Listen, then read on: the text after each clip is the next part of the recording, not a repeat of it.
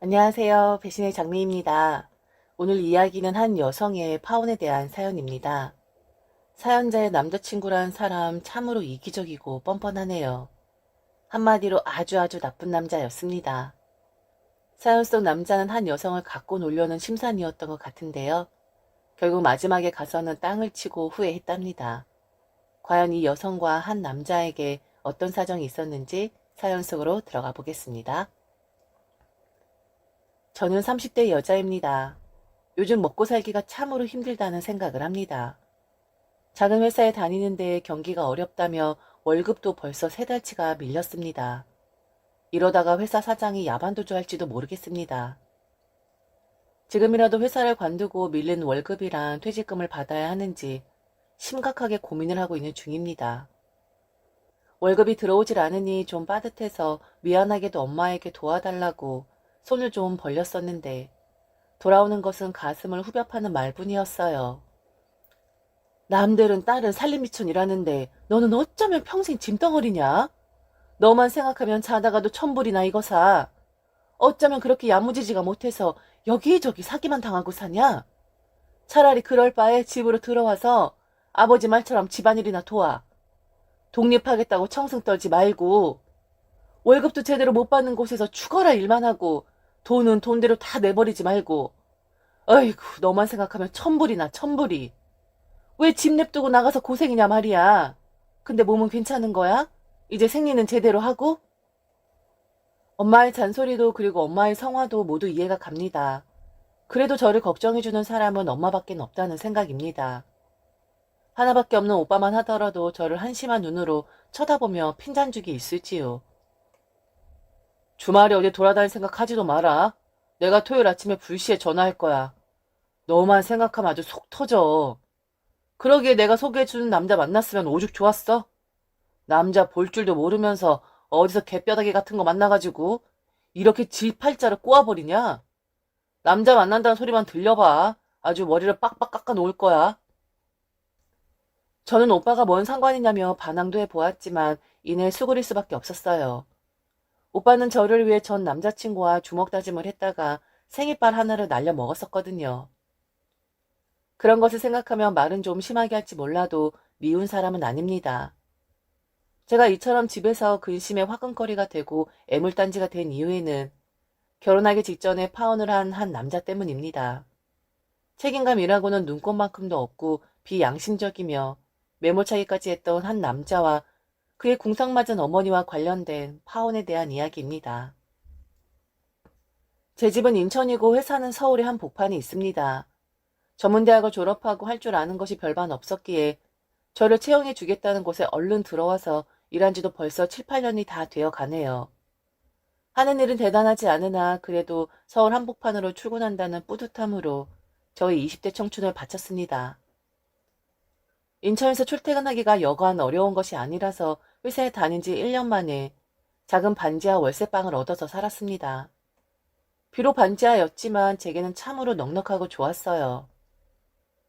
새벽 공기 마시면서 출근하고 10,000원 지하철을 타고 자취집에 들어오면 이미 해는 졌지만 집안이 그렇게 포근하고 행복한 곳일 순 없었습니다. 토요일에 오전 근무까지 마치고 나면 토요일 오후와 일요일은 오롯이 저만의 시간이었기 때문에 유명 브랜드 커피점에 가서 달짝지근한 커피 한 잔 마시며 읽어도 머릿속에 잘 들어오지 않는 책을 펼쳐 놓으면 제가 꼭 잘 나가는 사람이 된 것 같고 기분이 좋았답니다. 이래서 청춘이 좋은 거구나 하고 수도 없이 생각했던 기억이 있습니다. 그렇게 소소하게 행복하며 그래도 착실하게 생활하던 중에 한 남자를 만나게 되었습니다.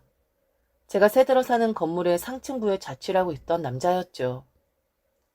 오며 가며 자주 마주칠 때마다 훤칠한 키에 좋은 인상의 남자였습니다. 곁을 스칠 때는 진한 술 냄새의 향수향과 담배 냄새가 뒤섞여서 났었는데 냄새만으로도 아찔했었습니다. 처음에는 술 냄새인 줄 알았는데 나중에 알고 보니 위스키향 향수라고 하더라고요. 그렇게 상층부 남자와 눈인사만 한 1년 정도 했었습니다. 출퇴근할 적에 오늘은 얼굴 한번 마주칠 수 있지 않을까 하고 기대하는 날들이 점점 늘어갔어요. 짝사랑의 감정이라는 것이 그러했던가 봅니다. 얼굴 한번 마주치고 싶고 그리고 내게 말 한번 걸어주었으면 하는 그런 거 말이죠. 그렇게 스쳐 지나가기만 했었는데 어느 날 저녁 퇴근을 하고 집에 들어오는 길에 라면에 삼각김밥이 먹고 싶어서 편의점에 들렀었는데 마침 그곳에서 그 남자와 마주치게 되었습니다. 그 남자는 맥주를 잔뜩 샀더라고요. 좁은 편의점 안에서 눈인사 대충 하고 저는 라면과 삼각김밥 사서 나오는데 그 남자가 저에게 말을 거는 것이었어요. 밑에 층 아가씨 맞으시죠? 한 1년 넘게 봐왔던 것 같은데 이웃 사촌끼리 맥주 한 캔 하시죠? 그거 라면이랑 김밥이랑 안주하면 되겠네요. 그날 편의점 앞 파라솔에서 그 남자와 맥주 한 캔 한 것이 인연의 시작이었습니다. 그대로 저와 그 남자는 급속도로 가까워졌고 저는 꿈인지 생시인지 분간이 안 될 정도로 그에게 빠져들었습니다. 제 생애 첫 번째로 교제하는 남자였고 지난 1년간 대화 한번 해보기를 그렇게 원했던 남자였어요. 저는 정말이지 다른 여자들을 부러워할 틈이 없었습니다. 그 남자와 교제하기 시작하면서 엄마와 오빠에게도 남자친구 있다고 자랑도 했었습니다. 나이 28이 되어서 처음으로 남자를 만난다고 하니 엄마가 엄청 좋아하셨죠. 엄마는 제게 이것저것 그 남자에 대해서 캐물었습니다. 나이, 직업, 집안 정도, 외모, 형제관계 등등. 호구조사가 시작이 되었습니다. 전 그런 엄마에게 말했어요. 엄마, 그런 게 뭐가 그렇게 중요해. 서로 좋아하기만 하면 되지. 직업에 귀천없고 사지욕심 멀쩡하기만 한데 다른 게 필요해요? 그리고 아직 서서히 알아가는 단계야. 그런 거 물어보지도 못했어요. 그냥 엄마는 이 딸내미가 그 남자와 잘 되기를 응원이나 하라고. 엄마는 알았다고 하면서도 제게 주의하라고 당부하였죠. 아무리 요즘 사람들이 자유분방하다고 하더라도 지킬 건 지킬 줄 알아야 한다. 특히 여잔 더 그래. 항상 뭔가 좀 조심하고 남자는 늑대라는 생각을 잊으면 안 돼. 알았지? 그래 요즘 저녁 때 전화가 뜸하더라. 항상 잠자기 전에 엄마한테 전화하더니만 요즘은 그것도 띄엄띄엄 한 것 같아. 항상 잠자리 들기 전에 엄마에게 전화하는 거 잊지 마. 안 그러면 네 아버지에게 이른다. 네 아버지 한번 화나면 엄청 무서운 거 알지?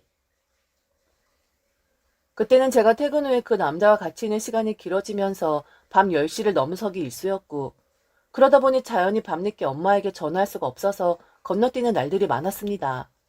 엄마는 대번에 그것을 지적했던 것이죠. 하지만 그때 저는 그 남자에게 푹 빠져 있었던 때라 엄마의 말은 듣는 둥 마는 둥 했었습니다. 그 남자와 교제하고 나서 한참이 지난 뒤에 저는 그에게 어떤 일을 하는 사람이며 그의 부모님이나 형제 관계에 대해서 물어보았는데 그 남자는 제게 그러더군요. 그게 뭐가 중요한가? 우리 둘만 좋으면 그만 아니야? 많이 알려고 하지 마. 다치는 수가 있어. 그러면서 농담조로 말하더군요. 직업은 그냥 회사에 다닌다는 말뿐 어느 회사이며 무슨 일을 하는지는 가르쳐 주지 않았습니다. 다만 제 눈치껏 알아채는 수밖에 없었죠.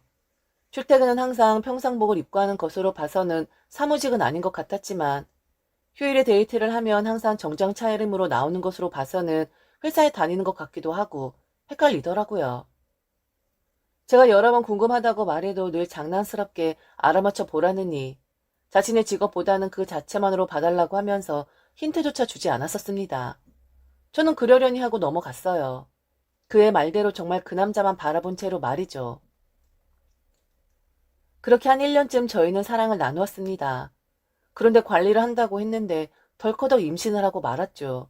걱정도 되고 무섭기도 했지만 그 남자가 옆에 있었기에 안심이 되었습니다. 결혼하면 다 해결될 줄 알았어요. 저는 남자에게 임신 사실을 알렸고 그 남자의 반응은 어색했습니다. 그걸 왜 모르고 있었어? 약 먹지 않았었어? 너는 왜 그렇게 관리하냐? 이제 어쩔 거야? 지울 수 있는 방법 있어? 그때 처음으로 싸웠습니다. 그게 왜 저만의 책임이며 그리고 일이 벌어진 마당에 수습할 생각은 안 하고 회피하냐며 남자답지 못하다고 한바탕 퍼부었죠. 며칠 동안 저는 전전긍긍하며 울기밖에는 아무것도 할 수가 없었습니다. 시간은 하루하루 지나가는데 그 남자는 계속해서 모른 척만 하고 답답한 저는 늦은 밤 퇴근해서 돌아온 그를 붙잡고 차분하게 말했죠. 어차피 우리 결혼하려고 했었잖아. 조금 빨리 결혼하는 거라고 생각하고 부모님께 말씀드리자. 내가 앞으로 잘할게. 그리고 당신 부모님께도 잘할게. 한숨만 쉬던 그 남자는 제가 울며 불며 매달려도 생각해 보자고만 하더라고요. 하루 이틀 지나고 일주일이 지나도록 그 남자와 연락조차 안 되었습니다. 전화를 해도 받지를 않고 집으로 쫓아 올라가도 그 남자는 집에 없었죠. 저는 그에게 문자며 음성 메시지며 계속해서 보냈지만 묵묵부답이었고 처음엔 섭섭하다가 나중에는 원망으로 바뀌더라고요. 2주일이 넘도록 아무 소식 없었고 저는 배가 불러온다는 생각에 안절부절 못했었습니다. 그날도 저는 퇴근 후에 바로 그 남자의 집으로 올라갔는데 문을 두드리는 어떤 젊은 여자가 나오더라고요. 심장이 쿵 하고 내려앉는 느낌이 이런 거구나 생각이 들었습니다. 저는 떨리는 음성으로 누구시냐고 물었고 그 남자 이름을 마구 부르며 나오라고 소리쳤습니다. 그 여자는 의아한 듯 오히려 제게 반문하더라고요. 저 오늘 여기 이사 왔는데요. 전에 살던 분은 딴 데로 가셨겠죠. 뭔가 오해가 있으신 것 같은데 초면에 불쾌하네요. 다리에 힘이 풀려서 주저앉게 되었습니다. 어떻게 한마디 말도 없이 이렇게 무책임하게 저를 버리고 도망갔나 싶더라고요. 넋이 나가버리고 멘탈이 붕괴된다는 기분이 이런 거구나 했습니다. 저는 다음날 회사에도 못 나가고 집주인에게 그 남자의 행방에 대해 물었으나 모른다는 대답뿐이었습니다. 그 총각 이사라도 했으면 이삿짐센터에 물어서 어디로 갔는지 알 수 있겠지만 아가씨도 알다시피 그 총각 방이 풀옵션이잖아. 이사라고 할 게 뭐가 있나? 자기 집만 챙겨서 나가면 그만이지. 무슨 일인지 모르겠지만 전화해봐. 그런데 아가씨, 그 총각이랑 정말 무슨 일 있어? 저는 창피했지만 집주인 아주머니에게 그간의 사정을 말했고 생각할 시간을 갖자고 하더니 연락도 안 되고 기어이 야반도주한 것 같다고 미주알 고주알 다 말했죠. 눈물 콧물 범벅이 된 채로 말입니다. 집주인 아주머니는 그런 제 사정을 듣더니 저를 위로해주며 그 남자 욕을 같이 해주셨네요. 그러면서 말해주더라고요. 요즘은 개인정보보호법인가 뭔가 때문에 알려주면 안 되는 건데 나한테 들었다고 말하면 안 돼. 임대계약서 쓸 적에 그 친구 등본이랑 주민등록증 복사해 놓은 거 있거든. 거기 있는 주소들을 한번 찾아가 봐. 부모랑 살았으면 어디 한 군데 살고 있지 않겠어? 저는 집주인 아주머니를 통해 그가 살았던 주소들을 받았고 그 길로 찾아다니기 시작했습니다. 다행히 한 번에 찾아지더라고요. 경기도에서 강원도로 넘어가는 어느 마을이었습니다. 택시기사와 함께 찾고 찾아서 그 집에 당도했습니다. 첫인상은 꽤나 번듯하고 좋은 전원주택이었어요. 배를 누르니 아저씨가 한 분 나오시더군요. 제가 그 남자 이름을 대며 혹시 아는 사람이라고 물으니 본인 아들이라고 했습니다. 걔가 내 아들 맞는데 처잔 누구쇼? 여보, 나와봐. 어떤 여자가 왔는데 아들을 찾는데? 한 아주머니가 나오셨고 대뜸 제게 누구냐고 묻는데 갑자기 눈물이 쏟아졌습니다. 그의 부모님들이 맞았던 것이었죠. 저는 집 안으로 들어가서 그간의 사정을 설명했고 그 남자가 종족도 없이 사라져 버렸기에 혼자서는 도저히 어찌할 도리가 없어서 여기까지 왔다고 하였습니다. 제 이야기를 다 듣고 남자의 어머니가 그러더군요. 젊은 아가씨가 조심성이 그렇게 없어? 누구 신세 망치려고 그래? 막말로 아이 가진 게 내 아들 탓만은 아니잖아. 안 그래? 조심하고 조심했었어야지. 서로 좋아서 그 짓거리 해놓고 임신했다고 내 아들만 찾으면 안 되지. 아가씨가 책임을 지는 게 맞는 거라고. 얼마나 징징댔으면 그 소리 듣기 싫어서 집을 옮겼겠어. 그리고 그런 일 있으면 알아서도 병원 찾아서 지우고 한다고 하던데 아가씨는 그런 노력도 안 해? 그리고 마지막으로 내 아들 아이가 확실하긴 한 거야? 남자 어머니의 타박은 전혀 예상 밖이었고 그때 정말 사람이 무서운 거구나 하고 느꼈었죠. 그나마 남자의 아버지라는 사람이 말려주더군요. 그래도 여기까지 찾아온 것을 보면 오죽 답답해서 그랬겠냐며 아들에게 전화해 보라고 했습니다.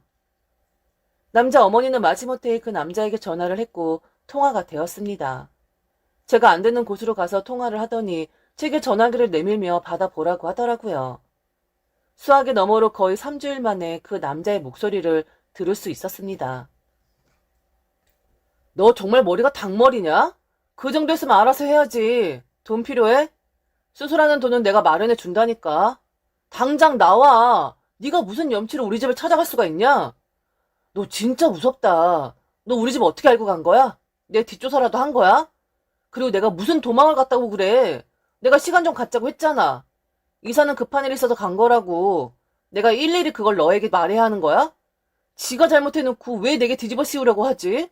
너 완전 돌았냐? 저는 계속해서 눈물만 났었죠. 그렇게 쏘아붙이는데 한마디도 못했습니다. 왜 도망갔냐고, 왜 책임 안 지냐고 따져묻고 싶었는데 말이 안 나오더라고요. 속으로 엄마나 오빠라도 데리고 올 거라고 후회했습니다. 남자는 제게 계속해서 집에 가 있으라고 하더라고요. 그러면 내일이고 모레고 찾아온다는 것이었습니다. 저는 전화기를 그의 어머니에게 넘겨주었고 한참을 그 남자와 통화하더니 한숨 쉬며 제게 그러더라고요. 어쨌든 아가씨가 우리 아들이랑 관계가 있다는 건 알겠어. 그렇지만 결혼은 안 돼. 아가씨가 미운 게 아니라 이건 아니야. 결혼도 하기 전에 임신이라니? 우리는 그런 집안 아니야. 그리고 아가씨 뭐 하는 사람인 줄 모르겠는데 내 아들이랑 급이 맞아? 공무원이나 교사 그도 아니면 어디 대기업이라도 다니니? 아가씨 솔직히 말해봐. 내 아들 직업이나 그런 거 보고 달려든 거 아니야? 저는 황당했어요. 그 남자의 직업이 무엇인지 어떤 일을 하는지 집안은 어떤지 저는 정말 아무것도 아는 것이 없었거든요. 출퇴근 차림새로 봐서는 사무직은 아니고 그냥 평범한 근로자 정도로 생각되었는데 직업이 어떻고 배경이 어떻고 하는 것을 이해할 수가 없었습니다. 저는 그의 어머니에게 그러한 사실을 말했어요. 저는 그냥 조그만 중소기업에서 일하고 있고요. 그 남자 직업이나 그런 것 하나도 몰라요. 무슨 말을 해야지 알죠? 항상 말하기를 있는 모습 그대로 봐달라고 했다고요. 제 딴에는 그 남자가 장사하는 줄 알았다고요. 그리고 하도 핸드폰이니 아이패드니 그런 전자기기 이야기를 많이 해서 그런 거 판매하는 사람인 줄 알았어요. 정말이에요. 그런데 궁금한 게 도대체 직업이 뭐예요? 뭔데 그렇게 말하시는데요? 남자 어머니는 모르면 됐다는 식으로 말하였지만 남자 아버지는 제게 조금 미안한지 이러한저런 말을 해 주었습니다. 도대체 우리 아들이 무슨 생각이었는지 모르겠네. 한국에서 대학 나와서 외국에서 석사까지 하고 온 자식이라오. 지금은 대기업에서 엔지니어로 일하고 있고 몇 년 있으면 다시 외국으로 나가서 공부하지 싶어요. 우리도 지금 이 상황이 되게 당황스러워요. 이게 어떻게 된 일인지. 아가씨에게 우리 아들이 결혼을 약속한 거 맞아요? 걔가 그렇게 무책임한 애가 아닌데 우리도 도통 모르겠네요. 오늘은 여기서 자고 내가 내일 내 차로 서울 데려다 줄라니까 일단 쉬도록 해요. 그리고 당신은 지금이라도 아들 녀석 내려오라고 하고 매듭을 지어야지 이렇게 찜찜하게 보내면 안 될 것 같아. 저는 남자 아버지 말처럼 차려주는 저녁을 먹고 빈 방으로 안내를 받아서 쉬고 있었습니다. 그러다가 문득 남자의 방이 궁금하더군요. 그래서 그의 어머니에게 남자 방 구경해도 되냐고 하니까 처음엔 아무 말도 안 하시다가 마지못해 허락해 주더군요. 그 남자 방에 들어가니 사방에 상장 투성이에다가 책장에는 영어 원서가 빼곡하게 꽂혀 있었습니다. 제가 상상했던 그의 모습이랑 너무 다른 현실이었죠. 그의 책상 앞에 앉으니 기분이 묘했습니다. 왠지 덩달아 제 신분이 상승된 것 같은 생각도 들고 뱃속의 아이를 위해서는 너무 잘된 일이라고 생각했죠. 사실 저는 저 스스로 머리가 너무 나쁘다고 생각했고 전문 대학을 나온 것이 자격지심이었거든요. 그래서 그 남자가 차라리 저와 비슷한 환경이기를 바랬었는데 막상 전혀 딴 세상 사람이라는 생각이 들자 그건 나름대로 괜찮지 않나 싶었습니다. 그렇게 절망에서 희망으로 바뀌고 있었어요. 이윽고 그 남자가 저녁 늦게나 되어서 집으로 찾아왔습니다. 저는 속도 없이 그를 보자마자 안기고 싶었고 울면서 달려가 포옹했죠. 남자는 한숨 쉬며 저를 슬며시 뿌리치더라고요. 그러면서 여기까지 찾아오면 어떻게 하느냐. 지금 머릿속이 복잡해서 연락을 못했던 것이지 정리되면 연락을 하려 했다고 말했습니다. 그런데 그 말을 듣는데 굉장히 억울하더라고요. 내가 아무리 우둔해도 너무 앞뒤가 틀리지 않아? 아까는 내가 뱃속에 있는 거 지울 때까지 기다렸다며. 그런데 지금 와서 연락을 하려고 했다 어쩐다고 해? 제일 기가 막힌 건 내가 그렇게 문자하고 음성 남겼었는데 한마디 답장도 없고 나 몰래 이사까지 해서 종적을 감추려던 사람이 나를 다시 찾으려고 했다고? 당신 많이 배운 사람이던데 그게 상식적으로 말이 된다고 생각하는 거야? 차라리 솔직히 말해. 그냥 심심풀이로 가지고 놀다가 어디나 쓱 버리려고 했는데 임신까지 하고 보니 걔에게 차질이 생겨서 겁난 거 아니야? 그래서 회피하고 싶었던 거 아니야? 남자는 아무 말도 못했고 그의 어머니는 놀란 듯이 입을 꾹 다물었습니다. 한참 정적이 흐르다가 그의 아버지가 말을 하더군요. 내가 너 책임감 없이 키우지 않았다. 이번 일은 응당 네가 책임져야 할 일이야. 그리고 네가 처음에 이 아가씨에게 어떤 감정이었는지 솔직히 모르겠지만 임신한 것을 보니까 사랑이 아예 없었던 것도 아니지 않아? 여자 눈에 눈물 나게 하면 네 눈에는 피눈물 나는 법이다. 과정이 어떻게 되었건 그리고 어떤 사정들이 있었는지 확실히 모르겠다마는 결과는 저 아가씨 뱃속에 우리 집 씨가 자라고 있다고 하니까 모른 척 할 수 없는 거 아니겠어? 결혼해라. 가급적 빨리. 아가씨도 집에 가서 부모님께 잘 말씀드리고 빠른 시일에 상견례 하시자고 말씀드려요. 이 일로 더 이상 분란 없도록 하자. 그리고 이놈아, 이게 다 자업자득이라고 하는 거야. 제 눈에는 그의 부모님들이 저를 못마땅해 하시는 게 보였고 특히 그의 어머니는 세상이 다 무너진 것처럼 한숨 쉬고 통탄했었습니다. 그 남자 또한 평소와는 다르게 제게 너무 쌀쌀 맞았고 냉랭했고 나오는 말 족족 거칠게 표현하더라고요. 야, 너네 부모님 뭐 하시냐? 오빠도 한 명 있다면서 뭐 하는 사람이야? 집안 사는 거 어떠냐? 너 지하실에 사는 거 보면 안 봐도 훤하긴 할 텐데 빚이 엄청 많고 그래서 내가 갚아줘야 하는 거 아니지? 혹시 네 아버지 막노동 하시고 그런 거 아니냐? 나 때리거나 그러진 않겠냐고. 저는 죄 지은 거 마냥 그런 거 아니라고 말했습니다. 난 없이 살지만 우리 집 부모님은 그런 분 아니야. 그냥 두 분이서 사실 정도는 된다고. 아버지 막노동 하시는 건 아니고 장사하시는 분이야. 엄마도 아버지랑 같이 장사하시고. 그리고 오빠는 나랑 달라서 공부 잘했어. 증권사에서 상품 개발하는 일 한다고 해. 정규직이야. 그냥 내가 독립해서 스스로 살겠다고 해서 여기서 사는 거야. 진짜야. 우리 집 당신이 생각하는 것처럼 이상한 집 아니야. 그렇게 말했음에도 그 남자는 믿지도 않더라고요. 오히려 더 싸늘하게 반응했습니다. 그러면서 냉랭하게 말하더군요. 마지막으로 부탁할게. 지우고 다시 시작하자. 결혼해 줄 테니까 몇 년 있다가 천천히 결혼하자고. 각서 써줄게. 그래도 안 되겠냐? 저는 생각이고 뭐고 없이 당연히 안 된다고 말했습니다. 지우는 것은 불법이고 그렇게 할 수도 없다고 말했죠. 그리고 바로 상견례 진행하자고 했습니다. 저는 부모님께 찾아가서 그간에 있었던 일을 잘 포장해서 말했어요. 좋아하는 사람 생겼고 임신하게 되었는데 다행히 그 남자도 나 좋아해주고 그 집 부모님도 잘해주셔서 결혼하려고 해요. 남자는 대기업 다니고 착한 사람이야. 배 더 나오기 전에 결혼하려고요. 원래는 먼저 인사 와야 하지만 사정이 좀 급하게 되었어. 상견례 바로 하자고 하시네요. 엄마, 아버지, 그리고 오빠 미안해. 가족 모두 절 위로해 주었고 따뜻하게 다독여 주셨죠.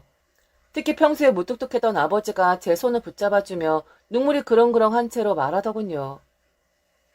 내가 너 괜히 객지에 내보내서 후회 많이 했는데 그래도 네가 좋은 사람 만났다고 하니 그것으로 되었다. 얼마나 마음고생했어. 진즉이 엄마에게라도 말하지 그랬어. 그래, 얼른 결혼하고 행복하게 살아라. 내가 너 해달라는 거 다 해줄게. 제가 공부를 잘 못하고 전문대학을 갔을 때 아버지는 엄청 속상해 하셨죠. 대학 졸업하고 취직이 어려워지자 부모님이 하신 일을 도우라고 했지만 그때는 제가 무슨 똥 자존심인지 독립해서 보란듯이 성공하겠다고 했었습니다. 그때 아버지는 저 좋을 대로 하라면서 앞으로 일체 금전적으로 지원하지 않겠다고 선언했어요. 그런데 이제 딸내미가 임신해서 돌아왔다고 하니 그게 다 본인 탓인 것만 같다고 속상해 하셨습니다. 그렇게 저희 가족 간에 그동안 대면대면했던 분위기가 제 임신과 결혼으로 분위기가 달라졌습니다. 그리고 그 다음 주 토요일에 상견례가 있었고 그날 제 부모님은 폭발하고 말았습니다. 제 부모님과 오빠는 상견례 시간보다 한참 일찍 도착해서 긴장된 마음으로 자리를 잡고 있었고 그 남자와 그의 부모님은 제 시간에 맞추어 오셨어요. 서로 간에 어색하게 인사를 마치고 남자 아버지가 말씀하셨습니다. 우선 제 아들 때문에 귀한 따님이 고초를 겪어서 죄송할 따름입니다. 이왕지사 이렇게 된 거 둘이 결혼시켜서 앞날을 밝혀주는 것이 부모된 역할이라고 생각합니다. 놓여 오시더라도 저희 아들 좋게 봐주셨으면 좋겠습니다. 그렇게 시작은 정중하고 예의 있게 시작했습니다. 남자의 아버지가 그렇게 말씀해 주시니 저희 부모님도 좋게 받아들이시겠다고 했죠. 어색한 분위기지만 식사를 하고 신혼집과 살림살이에 대해서 양가 어머니들이 말씀을 나눌 때였는데 대뜸 그의 어머니가 그러시더군요. 솔직히 말하면 제 아들 내주기가 너무 아까워요. 유학까지 보내서 공부시키고 대기업에 들여놓고 결혼은 좀 격 있는 집안 교수랑 시키고 싶었는데 이게 도대체 뭐랍니까? 그래서 이 자리에서 다시 한번 부탁드리는데 결혼은 천천히 진행하고 뱃속 아이는 지우는 게 어떨까요? 둘 다 한참 사회생활 나이고 그리고 만난 지도 고작 1년 남짓이잖아요.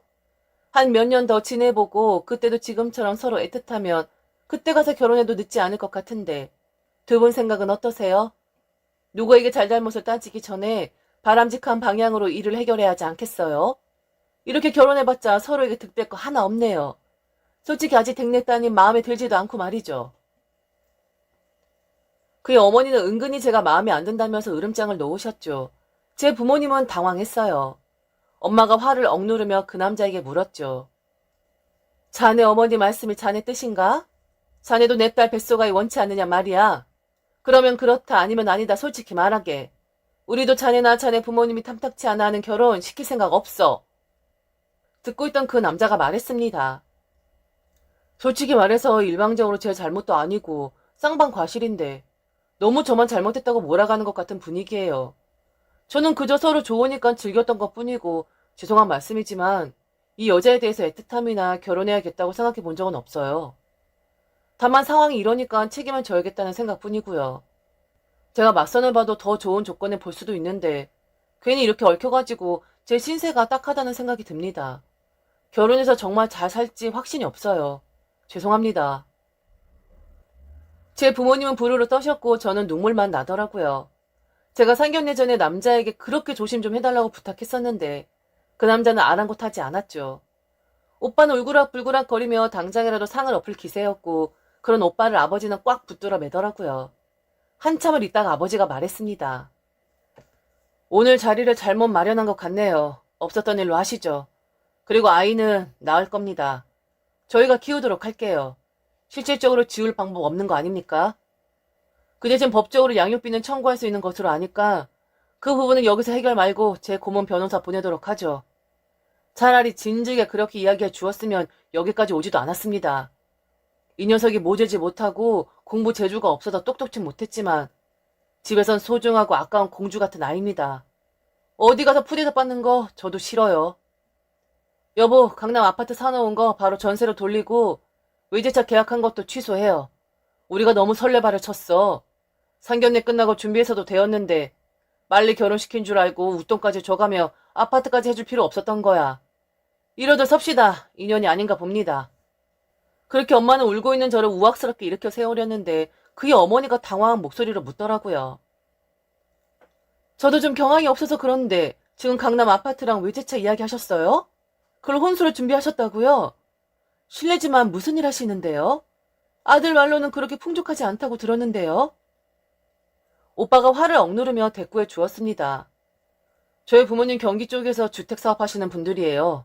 작은 건설 회사인데 들어도 모르실 거예요. 주로 빌라랑 오피스텔 건축하시거든요. 그런데 없이 살진 않아요. 집이야 저희 집서 좋은 곳으로 해주려고 생각했었고 댁내 아드님 출퇴근하기 좋게 강남 쪽에 깨끗한 아파트 부랴부랴 계약했네요. 그것도 웃돈 주고 말이죠. 그리고 요즘 잘 나간다는 외제차까지 덤으로 두었었는데 저희가 오버한 거죠 뭐. 동생 말로는 그렇게 댁내 아드님이랑 부모님이 잘 해주신다고 입에 침이 마르게 칭찬해서 저희는 당연히 그런 줄로만 알았네요. 그리고 여단입니다만 동생이 원래는 부모님 회사에 들어가서 관리시키려고 했는데 부득불 부모님 도움 안 받고 독립해서 살고 싶다고 해서 취직도 자취도 알아서 한 것뿐이에요. 집안에 돈이 없어서 그런 게 아니라고요. 그게 제 동생의 로망이었거든요. 결혼 전에 독립적으로 살고 싶다고 해서 집에서 지켜만 보고 있었죠. 아무튼 더 잘된 것이죠 뭐. 빨리 알았으니까 하늘이 도왔네요. 그러면서 가족 모두 나가려는데 그 남자가 갑자기 잘못했다면서 제 부모님께 싹싹 비는 게 아니겠어요? 그때 오빠가 화가 나서 한 대 쳤습니다. 그러자 그 남자도 오빠에게 달려들었죠. 그러면서 오빠가 잘못 맞아서 앞니 하나가 부러졌습니다. 그렇게 상견례장은 초토화가 되었고 오빠와 그 남자는 경찰서에 가서 쌍방으로 반성문 한 장씩 쓰고 나왔습니다. 저는 출산을 위해 다니던 직장을 관두고 집에 내려와서 준비하고 있었죠. 그런데 하늘의 뜻인지 결국 아이는 없어지고 말았습니다. 스트레스를 너무 받았었나 봅니다. 뱃속 아이가 있을 때에는 그 남자와 그 집 어머니가 여러 번 찾아와서 잘못했다며 잘 살아보겠다고 뻔질나게 드나들었었는데 아이가 없어지니 그럴 명분도 없어졌기에 그렇게 완전하게 이별하게 되었죠. 첫사랑이었는데 허무하게 막을 내리게 되었고 저는 몸도 마음도 많이 망가져 버렸습니다. 어느 정도 몸이 회복되고 정신도 맑아져서 전에 다니던 직장에 다시 다니게 되었고 다시 일어서려고 독립을 택했죠. 대신 지난번 살던 반지하방이 아니라 이번엔 아버지가 나서서 근사한 집을 구해주더군요. 방범도 잘 되고 한강의 전망도 좋은 고층의 오피스텔입니다. 그 일이 있은 지 벌써 2년이 흘렀지만 독립한 이후로 밤 10시에 엄마의 전화, 그리고 주말이면 시도 때도 없이 오빠가 전화해서 저를 단속하고 있습니다. 다시는 나쁜 남자 만나지 말라면서 말이죠. 말이 독립이지 아직 완전하게 독립은 못한 것이죠. 순수한 사랑은 결국 없는 것일까요? 비록 끝에는 좋질 않았었지만 그래도 순수했고 예뻤던 그 남자의 연애 때가 이따금씩 생각나곤 합니다. 지금까지 들어주셔서 진심으로 감사합니다. 이상 배신의 장미였습니다.